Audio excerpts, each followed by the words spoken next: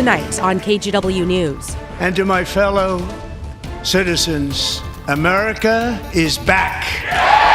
President Trump addresses Congress while many Democrats openly resist. Remove this gentleman from the chamber. Plus, why Oregon lawmakers want to tack on a new tax for tires. We've been thinking for a long time about the impacts that vehicles have in general. And the warning from health officials about the disease spiking the highest it's been in a decade. Then later. I just love being in sports, and I love doing sports. An inspiring send-off for Northwest athletes heading to the Special Olympics World Winter Games.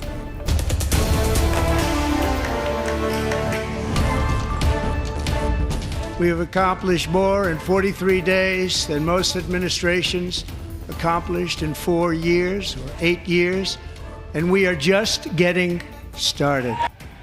Tonight, for the first time since returning to office, President Trump addressed Congress, calling out his critics and touting what he called early wins. Many lawmakers pushed back, with one even getting removed from the House chamber during that speech.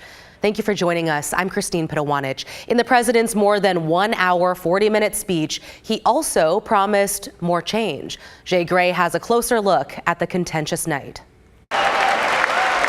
President Trump walks into the House chamber with a raised fist, beginning his address with a bold declaration. America is back.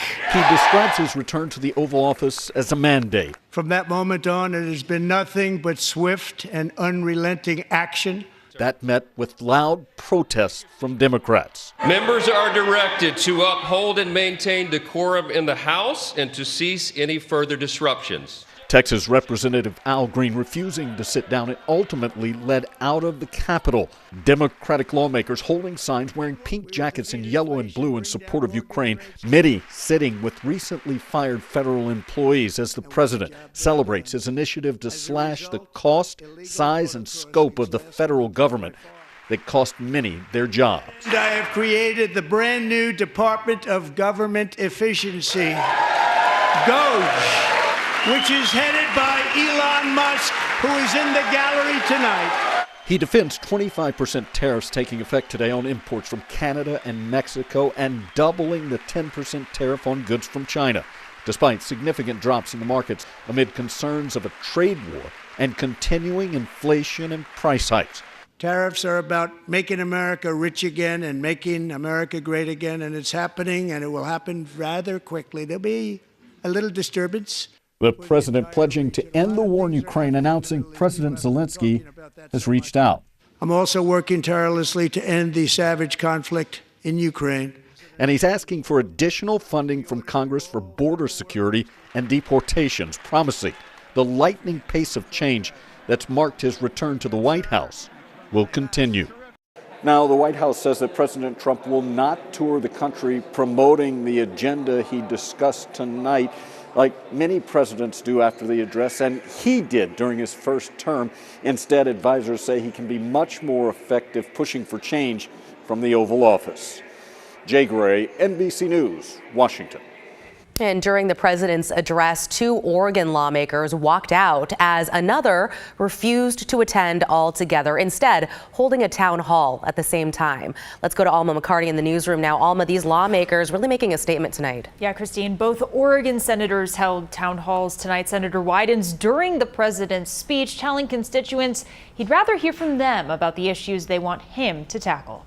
2, 4, 6, 8. We don't want a fascist state. Beginning in Portland, outside City Hall. These people here understand the importance of what we're trying to do. And continuing during a virtual town hall Tuesday night. In the past couple of months have been just a blur of anger and sadness and outrage. Some Oregonians voiced their lingering concerns, fears, and frustrations. 43 days since President Donald Trump took office. What's the Democrats' plan to stand up for federal employees and to protect the communities that depend on them? I was afraid, but a couple of months ago, I got angry. And so I'm getting involved. We're all concerned that with these possible cuts that that might go away. We don't know what he would do. As the president addressed a joint session of Congress, Senator Ron Wyden held a town hall, calling on voters from across the state.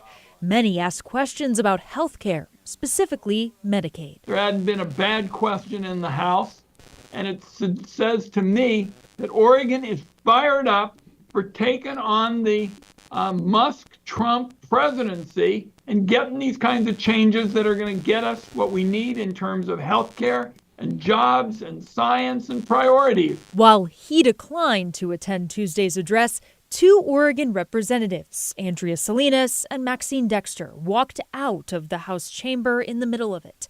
Dexter stating, "I refuse to normalize Trump's constitutional crisis."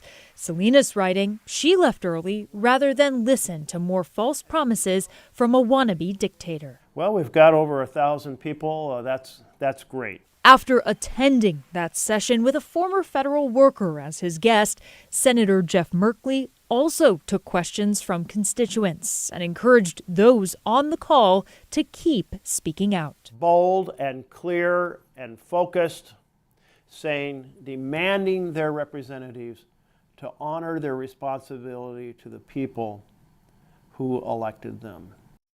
Now, we did reach out to Representative Cliff Bentz, the only Republican member of Congress from Oregon, for his thoughts on the president's address this evening. Although our request was passed along, we ultimately did not hear back. Christine? Yeah, appreciate you reaching out to our lawmakers. Alma McCarty reporting from the newsroom. Thank you, Alma. Let's get you caught up now on some of tonight's other headlines. It's now been 4 days since 2-year-old Dane Paulson disappeared from his family's front yard in Siletz.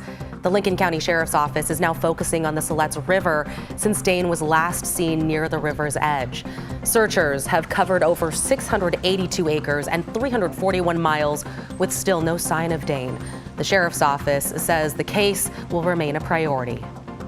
From the bottom of my heart, and on behalf of Dane's family, thank you for all you have done. However, we are not finished. The Sheriff's Office also said it will not be organizing any more volunteer community search efforts and are doing everything they can to bring Dane home soon. Today, a judge handed down the sentence for a truck driver who killed 7 farm workers in a crash on I-5 near Salem back in 2023. 54-year-old Lincoln Smith will spend just over 48 years in prison. In court today, several of the victims' family members spoke out about how the crash impacted them and their families. And now I say to you, Mi hermano tenía familia. my brother had a family. Tenía hijos, mi hermano. My brother had children. Mis amigos, mis compañeros, My todos friends, teníamos hermanos, my companions, we all had familia, siblings, sus family. padres.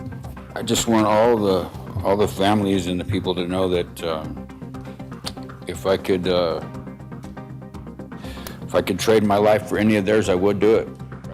Smith will not be eligible for early release, meaning he will likely be in prison for the rest of his life.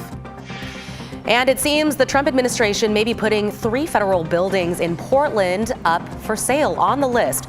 Both the 911 Federal Building and Bonneville Power Administration Building in Northeast Portland, along with the Edith Green Wendell Wyatt Federal Building in downtown Portland.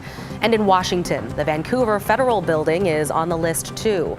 The U.S. General Services Administration said selling the buildings would eliminate costly maintenance and help them reinvest the money elsewhere. Let's get a first look at your forecast with Chief Meteorologist Matt Safino. Matt, love in your forecast, that's for sure. Yeah, Christine, it's looking pretty good for the rest of the week. I'm tracking the last of the showers that are out there right now. They're really diminishing. There's still a few sprinkles left up in the Cascades around Mount Hood, and the coast is really dried out, coupled to the north of the Columbia River right now. Portland is looking at a pretty nice evening, 47 degrees. The sky is partly cloudy.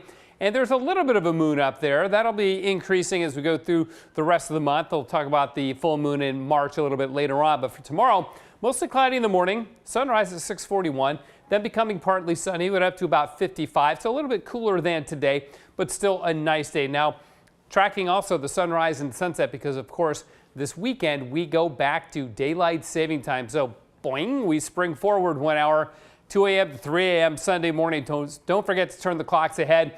Also, firefighters and fire departments around the country really are encouraging you to check or change the batteries in your smoke detectors and your carbon monoxide detectors. Whenever we change the time like this, it's always a good idea to do that. We will see the sunrise an hour later, so a little bit darker in the morning, but a lot lighter later in the day. The new sunset after 7 o'clock. And we'll let you know how long the dry weather that we get this week will continue. It's going to change next week. Christine? Can't wait to hear about it. Thank you, Matt.